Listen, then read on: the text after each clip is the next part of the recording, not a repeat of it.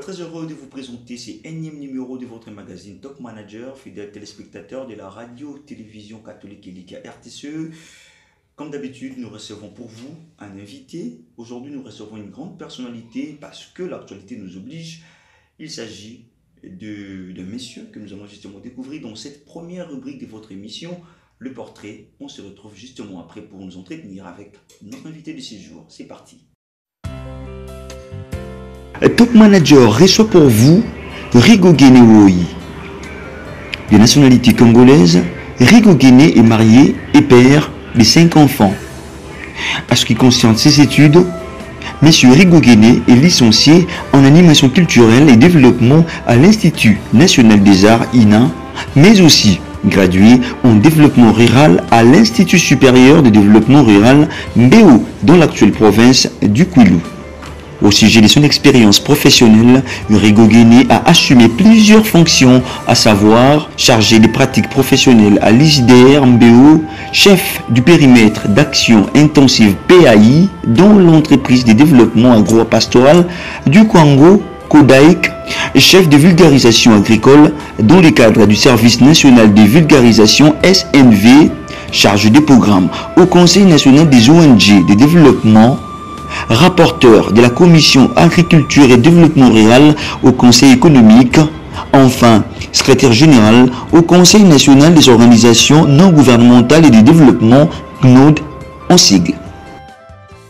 Voilà, lui c'est M. Rigo Guéné, il est secrétaire général du Conseil national des organisations non gouvernementales de développement du Congo, CNOD. Avec lui, nous allons parler des sujets d'actualité. Mesdames et messieurs, vous savez, aujourd'hui, l'actualité est beaucoup plus axée sur la RDC concernant sa situation humanitaire. Voilà l'essentiel de ce numéro de votre magazine Top Manager. Monsieur Rigo Guéné, bienvenue. Merci, monsieur le journaliste. Vous venez fraîchement des voyages, vous étiez en dehors de la capitale. Est-ce qu'on peut savoir d'abord comment les voyages s'est déroulé et puis quel a été l'objectif de votre déplacement? Merci. En fait, nous nous sommes déplacés tour à tour sur Kisangani et puis Mandaka, et après Mandaka, nous avons terminé notre tournée à Lubumbashi. C'était essentiellement dans le cadre de projets sur la consolidation du dialogue entre organisations de la société civile et renforcement des capacités internes en termes de gouvernance. Oui. C'est un projet qui bénéficie d'un financement de l'Union européenne. Et c'est dans le cadre du renforcement des capacités de la société civile. Nous avons été pour organiser le forum au niveau de chaque province, afin qu'on arrive à adopter les codes et la charte des OSC. Comme vous savez, il y a un principe qui dit que pour bien marcher ensemble, il faut que vous vous entendiez sur le point de départ. Certainement. Alors le point de départ, c'était qu'il fallait qu'on ait des outils, des références. Et ces deux outils qui accompagneront la société civile dans la marche, c'est les codes et la charte. Voilà ce qu'a été l'objet de notre tournée à travers les provinces. Et justement, au sujet, avant d'entrer au vif de notre entretien de ce jour, à quand les forums en question? Les forums pour les provinces, nous les avons déjà organisés. Maintenant, il nous reste à organiser des forums au niveau national. Parce que pendant que nous étions au niveau des provinces, nous avons eu, à la fin de chaque forum, les participants ont de manière démocratique désigné 3 personnes qui devront représenter chacune des provinces quand nous arriverons à l'étape de l'organisation du forum au niveau national. Et le forum va concerner combien de provinces? Parce que nous en avons 26. Sur l'ensemble du territoire national. Oui. Alors, M. Rigo Guéné, nous allons justement parler de ces sujets d'actualité qui vraiment alimentent beaucoup de discussions. C'est justement la conférence qui venait d'être tenue à Genève, en Suisse, concernant la situation humanitaire en République démocratique du Congo. L'objectif, je crois, c'était de réunir environ 1 milliard de dollars pour justement pallier à la situation humanitaire en RDC. Comment d'abord vous jugez l'initiative? Je crois que l'initiative de réunir les gens, nous la saluons, parce qu'en fait, c'est une réalité que nous vivons. Et s'il y a des gens qui tiennent à nous venir en aide, nous ne pouvons que les remercier et participer à la conférence pour essayer de voir comment soulager la souffrance, parce que c'est une réalité que nous connaissons. Je crois que, si vous vous rappelez très bien, l'année passée, au mois de septembre 2017, nous avions ici, au niveau du Conseil national des ONG de développement, organisé une conférence de presse et nous avions lancé à l'époque l'alerte sur la question des personnes déplacées internes. Parce qu'à cette époque-là, nous avions dépêché une mission conjointe, CNOM et l'IFDED, sur Kikwit, pour essayer de faire l'évaluation de la situation des déplacés internes du Kasaï qui sont à Kikwit. Et déjà, la situation était alarmante, déjà à cette époque-là. Et à ce moment-là, on dénombrait déjà à Kikwit seulement, sans aller dans les environs, on dénombrait déjà 19 000 personnes qui dormaient presque à la belle étoile et qui n'avaient aucune assistance organisée. Et ça, nous l'avions fait, nous avions lancé l'alerte. Alors si maintenant, la communauté internationale, au regard de ce qui se passe sur l'ensemble du territoire, parce qu'en fait, au jour d'aujourd'hui, dans toutes les 26 provinces, vous dénombrez des personnes déplacées internes. Toutes les provinces sont concernées. Il n'y a pas d'exception. Mais alors, la conférence a eu lieu. L'Union, s'il faut dire la communauté internationale, a réuni, si je ne me trompe pas, 528 millions de dollars pour pallier à la situation. Le gouvernement congolais n'a pas pris part à ces assises. Comment est-ce que vous analysez également la position du gouvernement? C'est avec raison, quand même, M. Rigo-Guéné. Bon, je crois qu'il y a des situations devant lesquelles, quel que soit les degrés du mécontentement qu'on peut avoir, mais je crois qu'au regard de l'urgence de la situation qui est la nôtre, et surtout que nous, à notre niveau, ce n'est pas un secret, nous n'avons pas assez de ressources pour faire face. Je vous ai relevé tout à l'heure que pour les déplacés internes qui sont seulement ici à Kikwit, à 500 km, c'est non loin de la capitale, c'est des institutions. Il n'y a pas une assistance organisée, seulement faute de moyens. Mais alors, est-ce que le problème c'est les chiffres? C'est d'entretenir un débat autour des chiffres qui soient vrais ou faux. Non. Le problème, la réalité est connue. C'est vrai que les chiffres ne sont pas nets, mais l'urgence s'impose. Et devant l'urgence, il y a certaines considérations qu'on ne tient plus en compte. Il faut rapidement agir.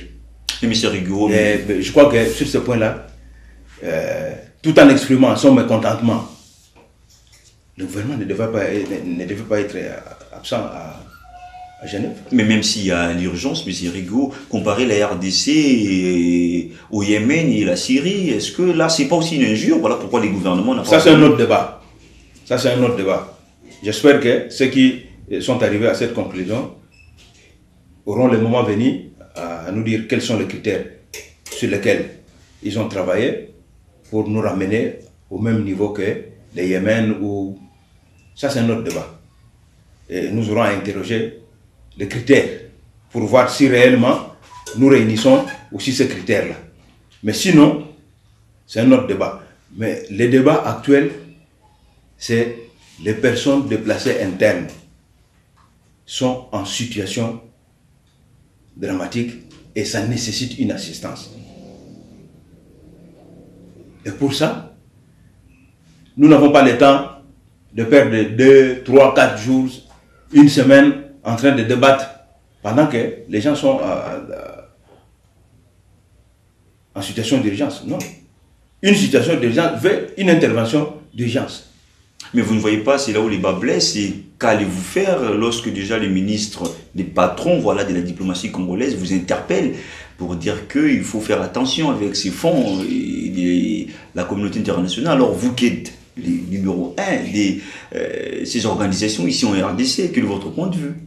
Donc je crois que sur ça aussi, le ministre n'avait pas fermé totalement la porte. Quelque part, il a reconnu qu'il y a une solidarité qu'on ne doit pas griller. Donc, nous, au nom de cette solidarité-là, nous disons qu'il faut que le gouvernement arrête avec ces dispositions-là. Et d'ailleurs, ces dispositions que les ministres affirment contredisent les engagements du chef de l'État. Qui sont? Je veux nous rappeler les engagements pris par le chef de l'État au cours de son investiture en 2006. Je vous en prie.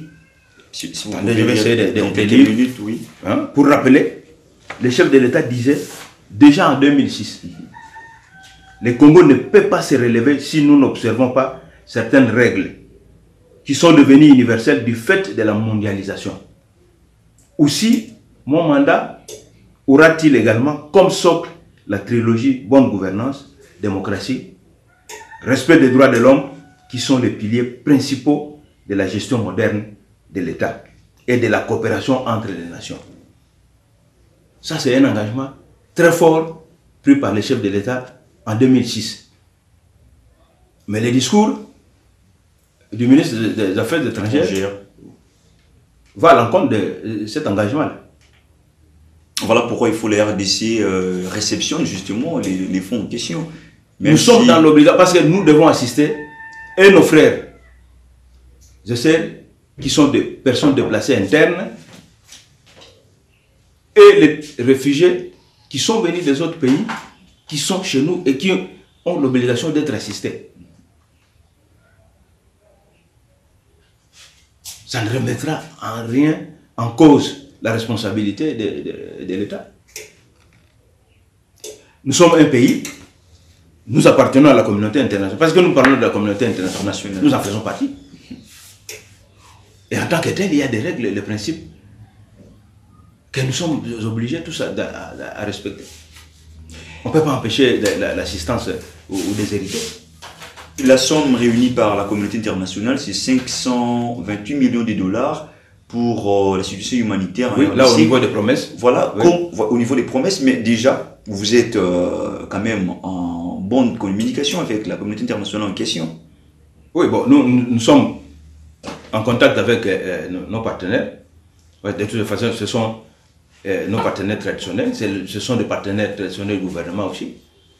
Donc, en tant que tel, en tant que partie prenante dans la gouvernance d'un pays, nous encourageons, mais maintenant nous voulons qu'on passe des promesses aux actes. Voilà. Parce que très souvent aussi, il y a beaucoup de promesses, mais quand vous comptabilisez en fin de compte, vous trouvez qu'il y a un écart entre ce qui a été affirmé et les engagements réels. Et certainement, alors, par rapport aux besoins, M. Rigo-Guéné, comment est-ce que ces fonds seront répartis? Ça concerne justement quel domaine et quel domaine? Bon, je crois que là, nous devons rentrer dans les engagements et rentrer dans le document final pour voir comment les choses sont réparties. Voilà. Et à ce moment-là, s'il y a un point de vue à fournir, nous le ferons. Mais jusque-là, comme nous n'avons pas encore le document final et en termes d'engagement, en termes de répartition, qui devra bénéficier de quoi, ça nous allons examiner après. Mais au moins, nous saluons cet engagement, bien que ça n'arrive pas à la hauteur de ce qu'on attendait. Bon, maintenant, il y a un autre défi, c'est celui de concrétiser. Alors CG, il y a un autre point qui certainement sort beaucoup d'encre et salive dans la presse congolaise, c'est justement la loi du Parlement portant la réduction, voilà, des nombres encore des organisations non gouvernementales en RDC. Et quel est votre point de vue d'abord par rapport à cette loi? Je crois que nous demeurons cohérents parce qu'au mois de novembre de l'année passée, nous avions déjà interpellé l'autorité. En fait, nous avions clairement dit, en résumé, que la loi était inopportune. Les projets de loi, pour bien dire. Oui, parce que c'est encore un projet. C'est encore un projet. Encore adopté, oui. Les projets de loi, ce projet-là était inopportun. Pourquoi? Parce que vous voulez justement rester avec... non, mais les lois... Les nombres exagérés des ONG. Non, non. Les motivations. Parce que pour modifier, il faut définir le pourquoi de la motivation, de la modification. Mais déjà, au niveau de la motivation, les intentions sont mauvaises. Alors, quand les motivations sont mauvaises, donc les résultats ne peuvent être mauvais. C'est pourquoi nous nous disons, ce n'est pas le moment pour modifier cette loi-là. Nous avons besoin de la paix sociale. Nous avions clairement dit que le projet était inconstitutionnel, inopportun et dangereux pour la paix. Parce que pour le temps que nous avons maintenant, nous sommes concentrés sur une priorité, des priorités. C'est organiser les élections. Je crois que nous devons être tous concentrés sur cette priorité-là.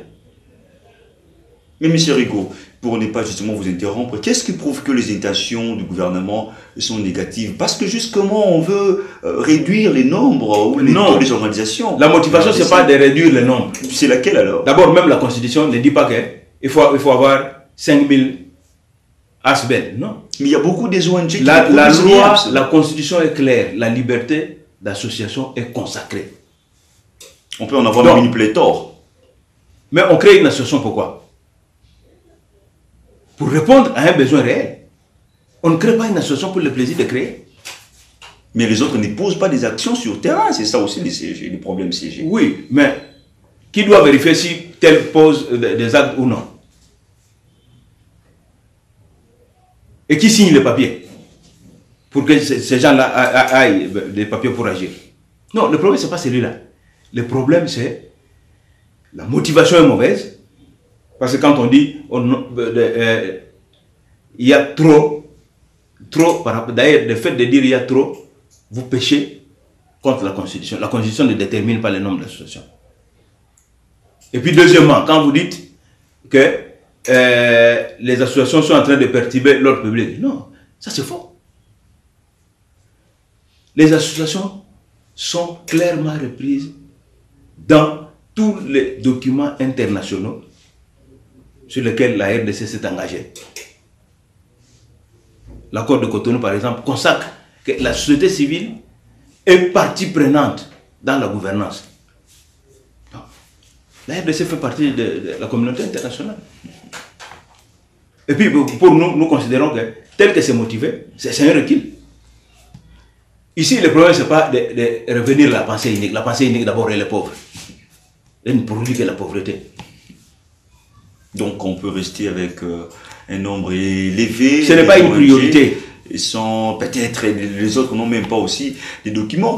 CG, est-ce que chez vous, parce que vous êtes secrétaire général du Conseil national des organisations non gouvernementales et des développements dans notre pays, est-ce que toutes les organisations sont enregistrées dans votre association? Non. Nous, on ne prend pas tout le monde. Il y a des critères pour devenir membre. Et c'est lesquels d'ailleurs, si on peut... Oui, il faut d'abord être réellement opérationnel sur le terrain. Avoir une adresse fixe, clairement identifiée. Quand on vient, quand vous venez chez nous, vous nous trouvez que nous sommes là. Quand vous nous demandez les rapports, nous vous présentons nos rapports. Donc pour nous, il faut d'abord une existence réelle sur le terrain. C'est la première condition. Parce que nous devons passer sur le terrain pour vérifier est-ce que vous existez réellement. Est-ce que les communautés que vous accompagnez se reconnaissent en vous? Est-ce que vous fonctionnez réellement comme une association? Parce que ici, chez nous, c'est les ONG, nous sommes des associations. Nous ne sommes pas des entreprises privées. Nous sommes des ASBL. Donc, en tant que tel, vous devez exister juridiquement, mais ça ne suffit pas. Vous devez avoir une existence opérationnelle et vous devez avoir une existence réelle sur le plan associatif. On doit avoir les organes qui fonctionnent. Voilà les principaux critères pour devenir membre. Mais est-ce que les CNOD fait quand même des descentes pour voir réellement si les ONG qui sont enregistrées au sein de l'association fonctionnent également et sont vraiment à l'œuvre? Oui, mais en introduisant l'émission, nous avions dit quoi? Que je revenais d'où? Je revenais de province. Donc, à chaque occasion, nous avons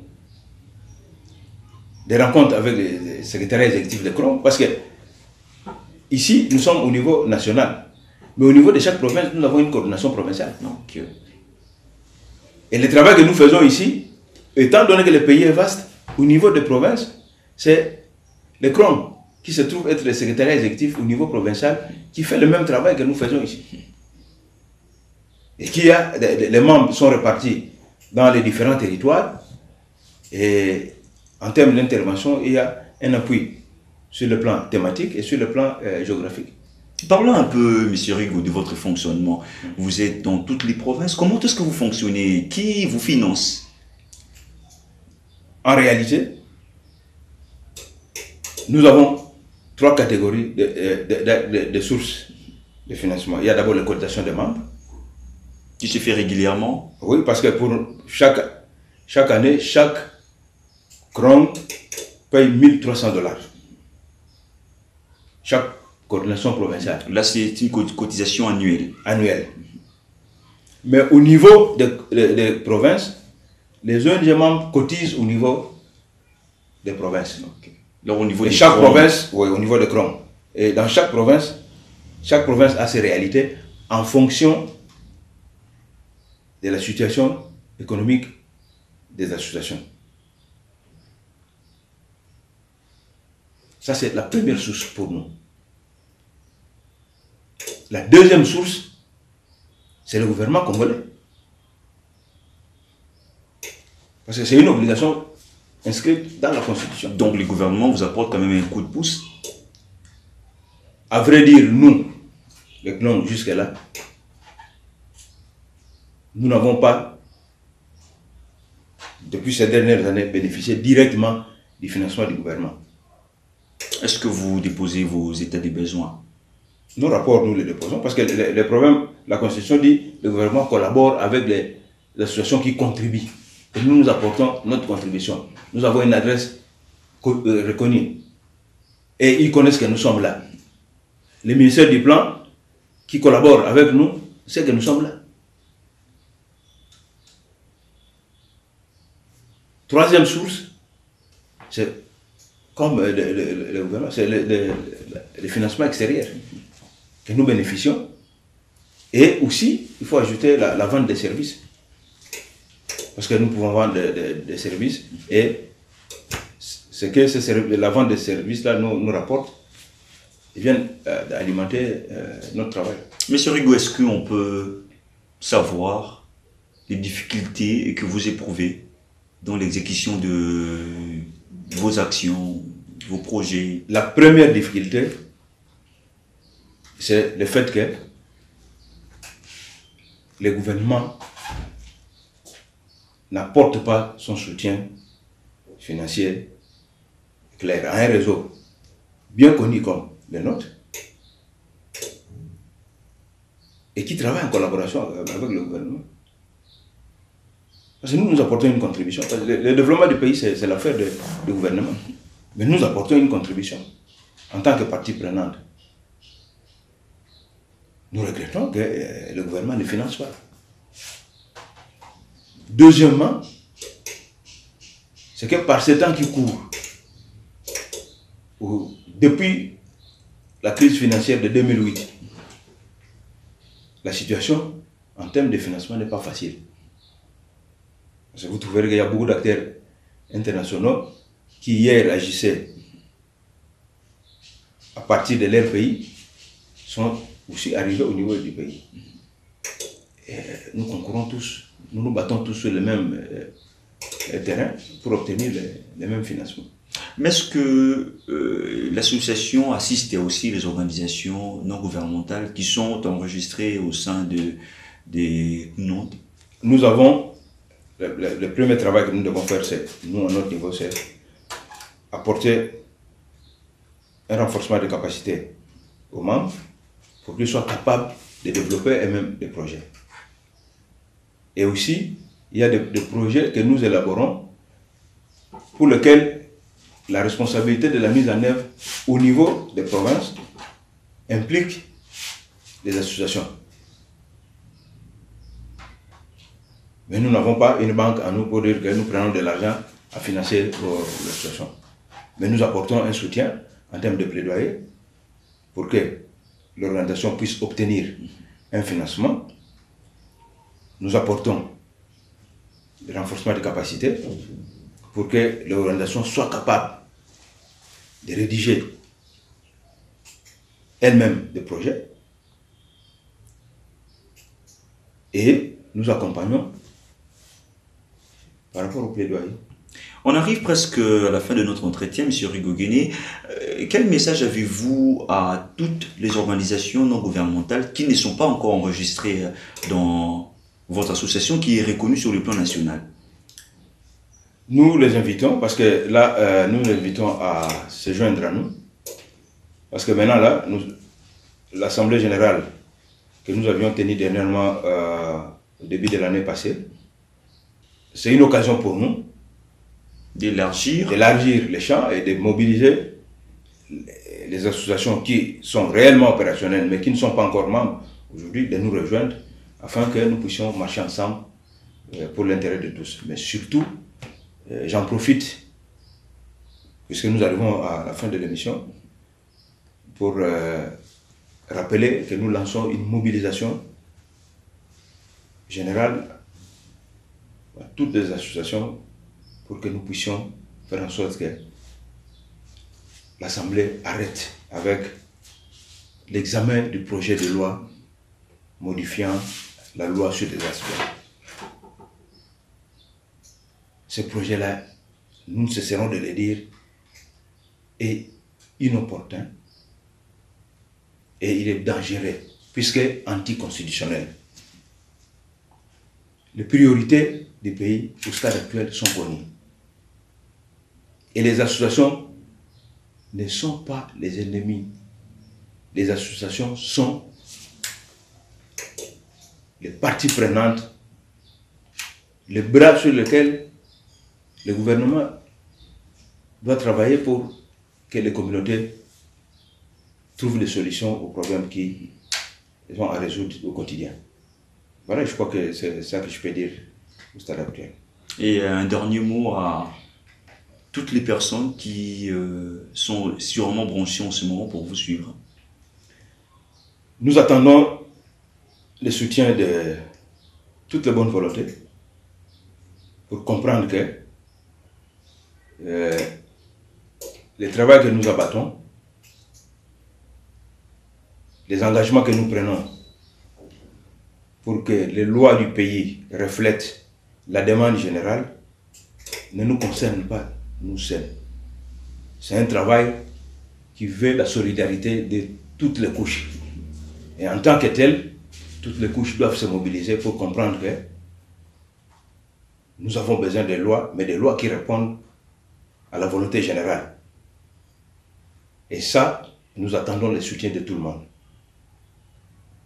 Et dans les prochains jours, je crois que, avec la participation de tous et la mobilisation de tous, nous devons organiser un colloque national sur la contribution des organisations de la société civile dans le développement du pays. Parce qu'au stade actuel, le projet de loi semble considérer les associations comme un problème. Les associations ne sont pas un problème. les associations sont une solution pour un pays. Parce que le gouvernement ne peut pas tout. Et nous appelons les gens de bonne volonté à se joindre à nous pour que ce colloque-là ait lieu et que nous puissions montrer au gouvernement, voici ce que les associations apportent, mais que les projets, les lois ne voient pas. Monsieur Rigo Guéné, je vous remercie d'avoir répondu à toutes nos préoccupations. Merci, nous comptons sur la RTC, Radio Elika comme partenaire, parce que vous êtes de la société civile aussi. Voilà, merci beaucoup. Mesdames et messieurs, je rappelle que c'est